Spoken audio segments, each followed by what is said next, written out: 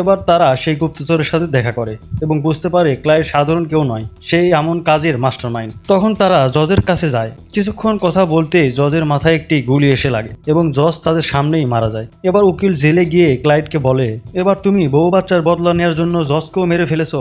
তখন ক্লাইড রেগে গিয়ে বলে, বদলা নেওয়ার জন্য হলে কবেই সবাইকে মেরে ফেলতাম, 10 বছর অপেক্ষা করতাম না। এরপর ক্লাইড বলে, এখান থেকে আমাকে বের করো, যত কেস আছে সব সরিয়ে ফেলো। উকিল বলে, যদি না করি তাহলে? ক্লাইড বলে, তোমরা সব মরবে। এরপর উকিল সহ সবাই বাইরে যায়। আর যখনই উকিলের সহচর মেয়ে গাড়িতে বসে, ঠিক তখনই সব গাড়ি বিস্ফোরণ শুরু করে। শেষে মেয়ের গাড়িও বিস্ফোরণ হয় এবং মেয়েটি মারা যায়। এবার উকিল ও তার বন্ধু প্রেসিডেন্টের কাছে যায় এবং তার থেকে পরামর্শ নেয় এবং উকিল বলে, ক্লাইডকে আর কাউকে হত্যা করতে দেব না। তারা এবার ক্লাইডকে বাইরে এনে তাকে বোঝানোর চেষ্টা করে। ক্লাইড বলে, আমি যতক্ষণ বেঁচে আছি ততক্ষণ তোমাদের খকলা সিস্টেমের সাথে লড়াই করব।